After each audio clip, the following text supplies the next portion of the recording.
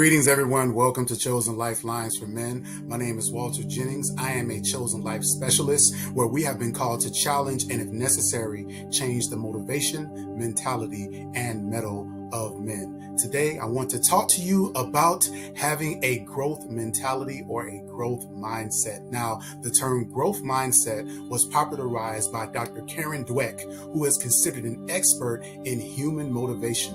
A growth mindset is an approach to life in which an individual believes that their talents, intelligence, and abilities can be developed further.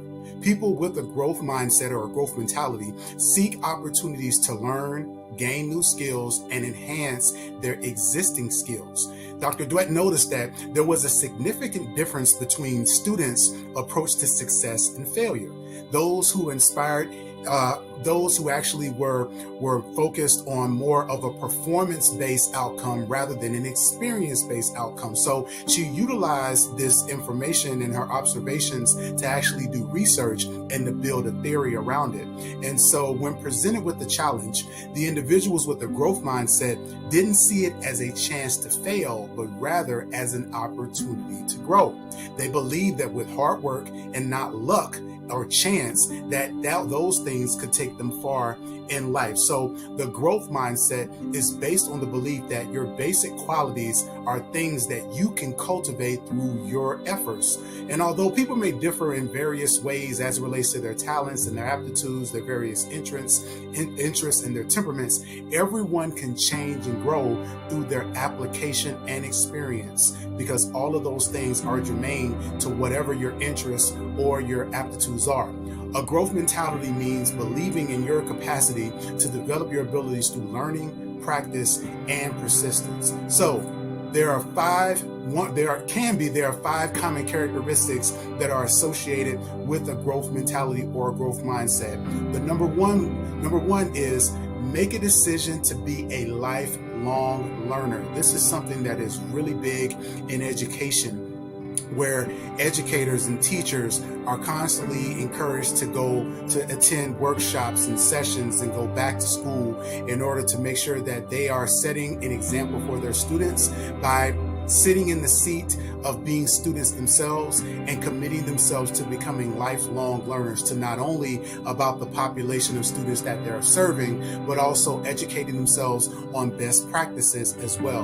And so we want to adopt the same type of mentality when it comes to our approach, as it relates to our life endeavors. Number two, embrace failure. And I know that for a lot of us, that can be a really hard and difficult phrase to really embrace. But the bottom line is failure is an opportunity to learn. Failure is about an opportunity to grow.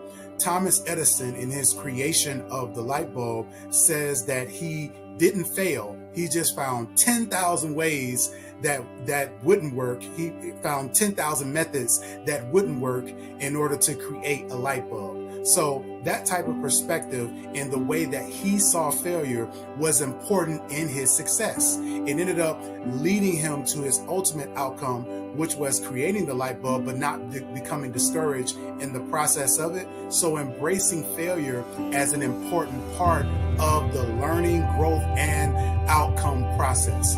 Number three, watch your words. Now, it's very important when it comes to the things that we speak. For those of you who may be watching who are spiritual, we know that faith comes by hearing, but faith goes by speaking. One of the first divine privileges that we are given is to be able to speak things into existence, to speak change into happening.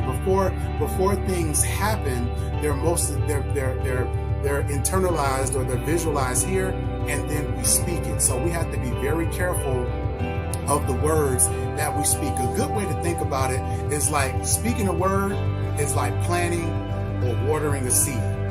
So if you don't want a certain crop, if there are certain fruits that you aren't partial to, you want to be very careful not to plant that seed, not to speak those words, because by speaking, we are cultivating, shaping, and creating the world around us.